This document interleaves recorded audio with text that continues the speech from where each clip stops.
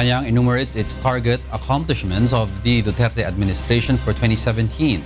Meanwhile, Malacañang reiterates President Rodrigo Duterte has no plans of declaring martial law. Rosalie Coz will tell us why. There are 6 points in which Malacañang sees improvement and development in the early days of President Rodrigo Duterte's term. These are economic growth, more job opportunities, infrastructure projects, international partnerships, war against illegal drugs, and peace talks. Presidential spokesperson Ernesto Abella says though the Philippines is already considered as one of the fastest growing economies in Asia, the government targets to improve it further in 2017 through poverty reduction. The NEDA is setting a GDP growth rate in 2017 of between 6.5 and 7.5%. To accelerate poverty reduction, the fight for the full implementation of the Responsible Parenthood and Reproductive Health, or the RPRH law. More job opportunities for next year is also expected due to surge of local public infrastructure projects and establishment of link between the agriculture sector and industries for the benefit of farmers. Meanwhile, because of the Philippines' chairmanship in Asia next year, the country's partnership with other ASEAN countries in terms of its war on drugs is also expected to be enhanced. The government will also be able to focus on rehabilitation programs next year. In terms of peace talks with the leftist groups after the 2 rounds in Oslo, Norway, Malacañang is looking forward to lasting peace in the country. President Duterte's ultimate dream is for all armed conflict to stop and for the Filipino people to live in peace, safety, and security.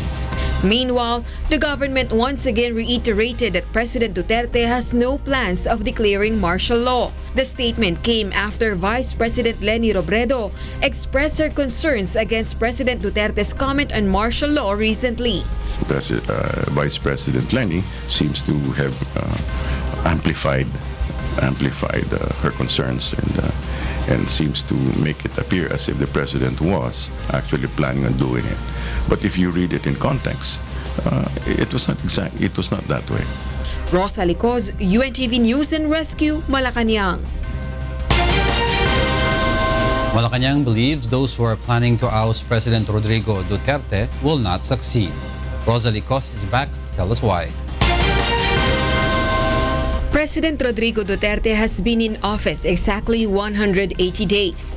Not even a year into his term, but several ouster plots against him have already been reported. The latest is the alleged blueprint operation targeting his ouster by a former envoy of the U.S. in the Philippines. However, the presidential spokesperson believes those who devise these plots will not succeed. Attempts this will find it difficult.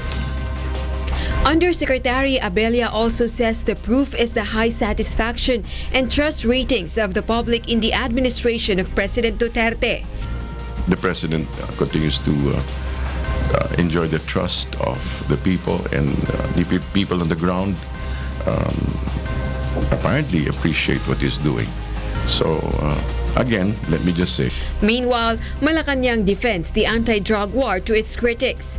The campaign, they say, can already be regarded a success for revealing the extent of the illegal drug problem, including the involvement of government personnel in the proliferation of drug trade in the country. We're able to uncover the depth and length and breadth of the actual situation. The fact that he is able to identify at least 4,000 to 5,000 people in government who are actually involved in the drug trade in one way or another. That is already significant.